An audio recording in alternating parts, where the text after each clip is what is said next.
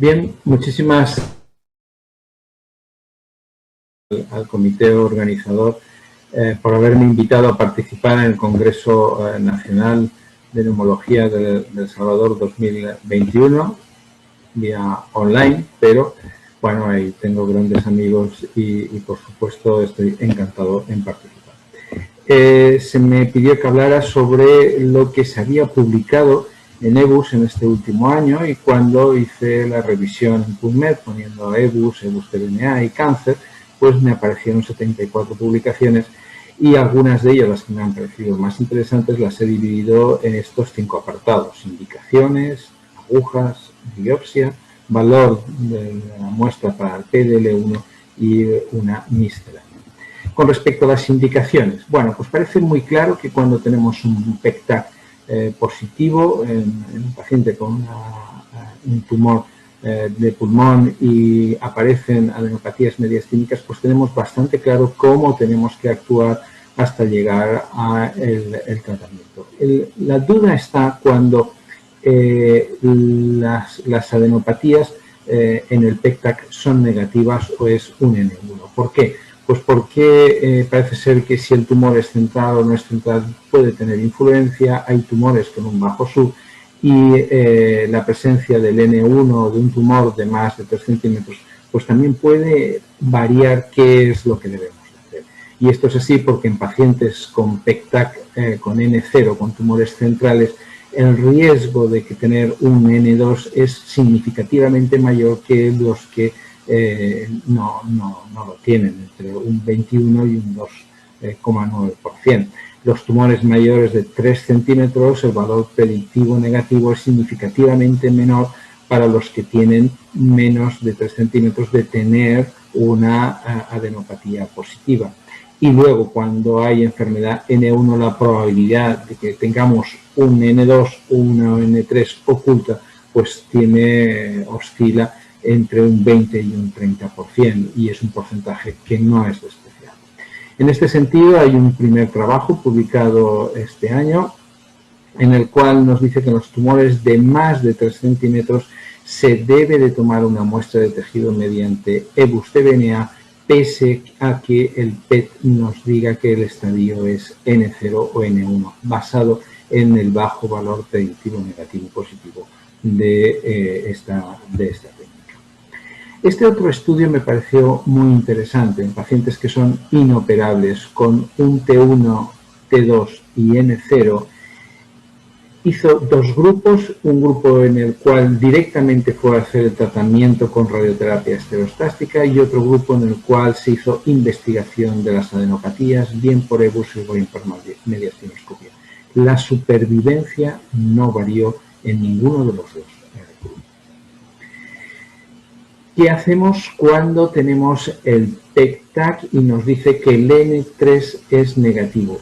En este trabajo, en los cuales se hace el EBUS con sedación moderada, que yo creo que es lo que hacemos habitualmente, encontró que empezando por el N3 mediastínico, evitábamos el N iliar y acortábamos la exploración sin que hubiera cambios en la estratificación. Y luego algo que con frecuencia nos ocurre, también publicado a finales de 2020, y es que nos llega el paciente a la sala para hacer el EBUS y tiene programado el PEC-TAC dentro de unos días porque la lista de espera es mayor en el PEC-TAC. Bueno, pues el hacer un EBUS no modifica el resultado del PEC-TAC, y esto me parecía interesante. El grupo canadiense de cirugía torácica estableció un score de malignidad basado en los márgenes de las adenopatías, en si había estructura central o no había estructura central, si había necrosis, que se ve aquí perfectamente, y luego en el diámetro más pequeño de la adenopatía, si era mayor o menor de 1 centímetro. En base a ese score, ellos establecían si esa adenopatía era maligna o era benigna.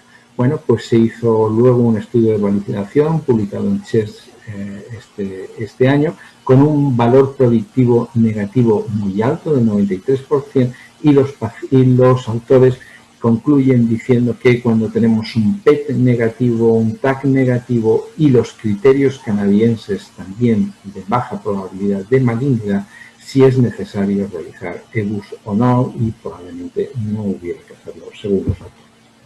En conclusión, tumores mayores de 3 centímetros hay que hacer EBUS porque efectivamente hay un porcentaje importante de adenopatías ocultas, tumores T1, 2, N0 que no son operables y que se les va a dar tratamiento con radioterapia. No hace falta estudiar el mediastino.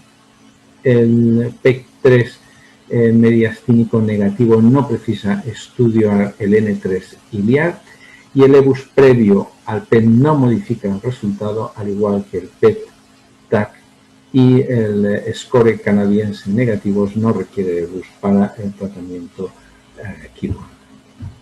Con respecto a las agujas, cada vez son más casas las que nos presentan diferentes agujas. Y yo quiero resaltar esto primero, el precio de nuestras agujas. Las agujas de 22 tienen un precio de 170 euros, mientras que las de 19G tienen un precio de 520. Y esto es importante. Al final, los estudios publicados en 2021, algunos los vamos a repasar, las conclusiones que hemos sacado es que las agujas de 19G son más efectivas para linfomas, mientras que las de 22 y 21 son más coste efectivas. Estos son estudios comparando agujas de 19 contra 21, de 21 contra 25, con resultados con respecto a la celularidad y los resultados citológicos son similares, no hay diferencia, y solo en este trabajo encuentra que las de 19G comparados con las de 21 y 22 mejora el diagnóstico molecular e inmunohistoquímico, probablemente porque obtiene mayor cantidad de muestra y sobre todo porque puede obtener mejor flóculo a la hora de tomar la muestra. Este otro trabajo, también publicado sobre agujas de 19G, habla en esta misma línea, obtiene una alta tasa de éxito para estudio del PDL1, EGFR y ALK. ¿Cuándo utilizaría yo una aguja más fina? Bueno, pues aquí tenemos un tumor con una adenopatía, incluso en este caso no es una adenopatía, es un vaso, y dentro del vaso, no sé si se puede ver, pero dentro del vaso hay un trombo probablemente metastásico. Pues en este caso yo utilizaría sin duda una aguja, la más fina de 21G. Nosotros también hemos pinchado en alguna ocasión alguna adenopatía protegida por un vaso y para atravesar la arteria pulmonar pues también hemos utilizado agujas de 25G. Si no, bueno, pues no las solemos utilizar de forma habitual. Hay que ir con ojo porque hay diferentes fabricantes de agujas y no es lo mismo lo que gira una 25G o una 22G, dependiendo de cuál es el fabricante. Fijaros esta de 22G de Boston, cuánto gira, sin embargo la de Olympus gira más y la 19G, las nuevas de 19G de Olympus todavía permiten mayor ángulo de giro del ecobroncoscopio. Están cambiando los materiales, están poniendo cromo, cada vez son más flexibles, cada vez nos permiten trabajar mejor con el ecobroncoscopio y esto también va a hacer que cambie el tipo de aguja que debemos de seleccionar para nuestras unidades.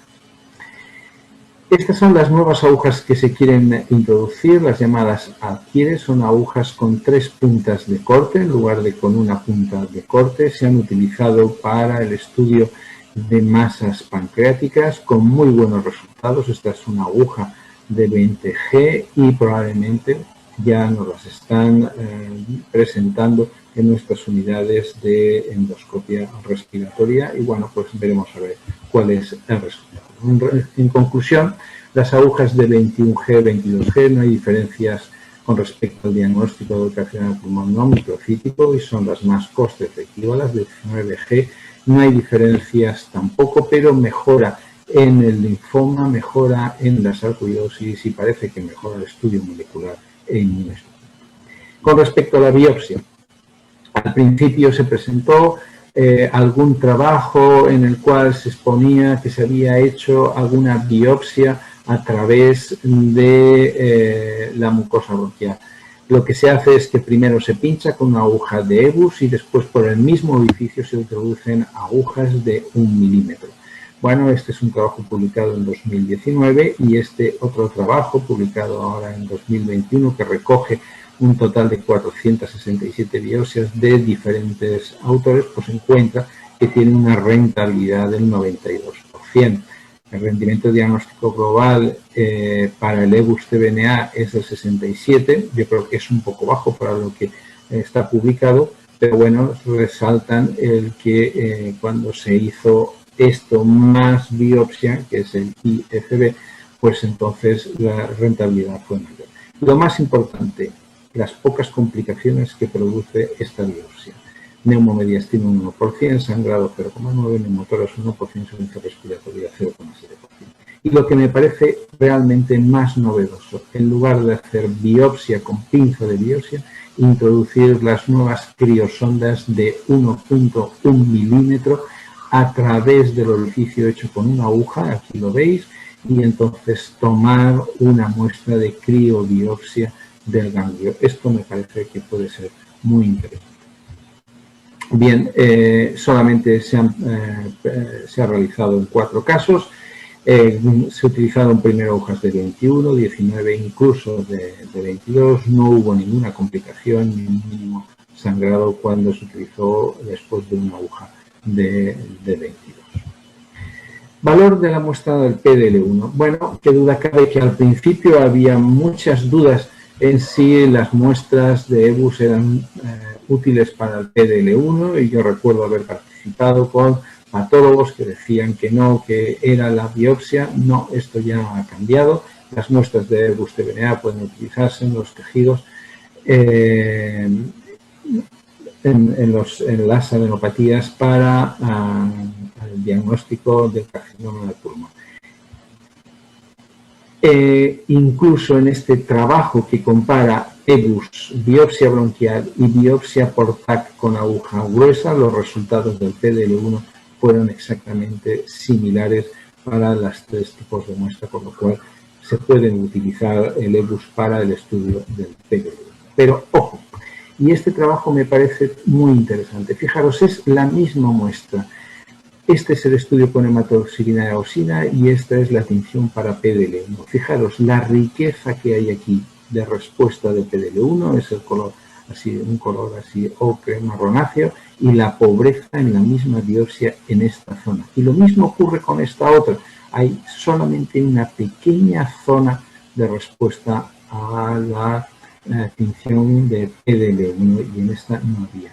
Y esto justifica el que a veces tengamos que repetir toma de muestra para obtener mejores o más muestras para buscar el PDL.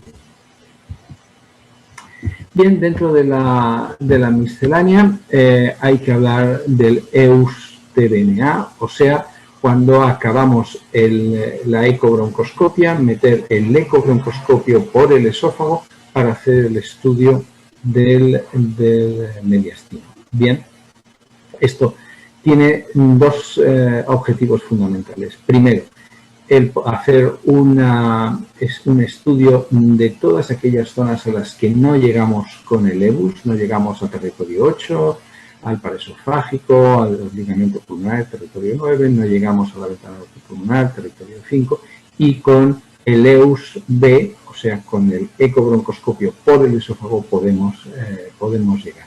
Pero además, en los pacientes con función pulmonar alterada, es una alternativa porque necesitan menos sedación y aquí se vio en este trabajo publicado también en 2020 y que cuando se utilizaba EUS-B tenía menos tos, el paciente estaba más confortable, se utilizaba menos midazolam, menos lidocaína e incluso el procedimiento era más cómodo.